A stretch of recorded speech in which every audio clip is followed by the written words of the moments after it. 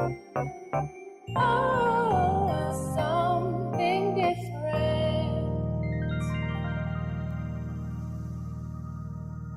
1 Kings chapter 19, verses 19 to 21. So he departed from there and found Elisha the son of Shaphat, who was plowing with 12 yoke of oxen in front of him, and he was with the 12th. Elijah passed by him and cast his cloak upon him. And he left the oxen and ran after Elijah and said, "Let me kiss my father and my mother, and then I will follow you." And he said to him, "Go back again, for what have I done to you?"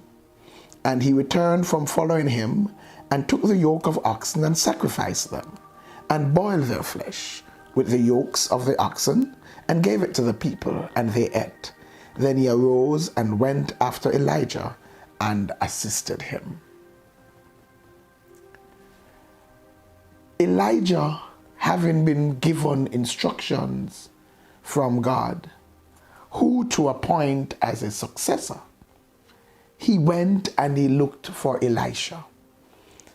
Elisha was in a good position. He was in what we would call today a nice cushy job. Yes, he was overseeing the plowing of the land, the vast land that his father owned.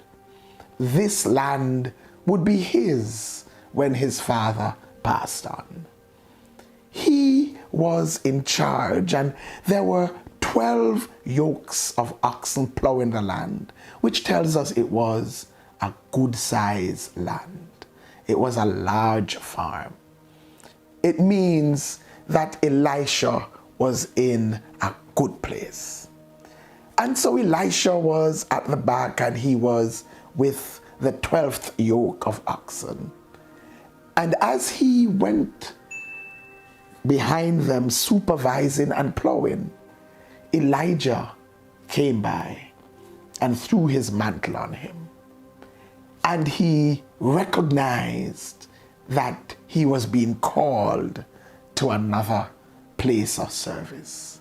He was being called to a higher level of service, one that would not provide the natural and financial benefits that this current job provided, but one that gave him an opportunity to do great things for God. But what I really found very interesting about Elisha's response was how absolute his response was. Did you notice? Elisha, he went, he took off the yoke of the oxen. He killed the oxen. He used the yoke as wood, as fuel for fire. And then he boiled the oxen. He cooked the oxen and invited the staff and friends to eat it.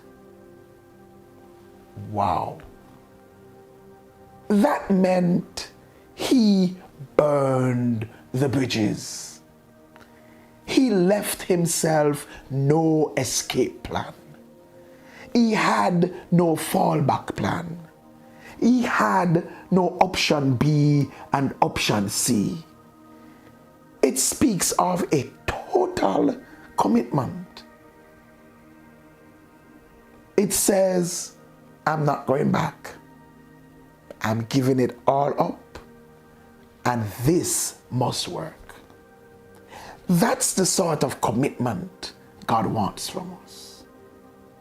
Too often, when God calls us, or when He sends us in ministry, we have our backup plan. We have our plan B and our plan C. We have our get out of jail free card. And as long as you have an option, there will be times that option will become very attractive and seem very viable. Because whatever call is upon your life, there will be trouble at times. There will be hardships. But you need to leave yourself with no escape clause. Cook the oxen. It is time to say, for God I live and for God I die. Remember, cook the oxen. God bless you. Like, share, comment, and subscribe. Don't forget to hit that notification bell.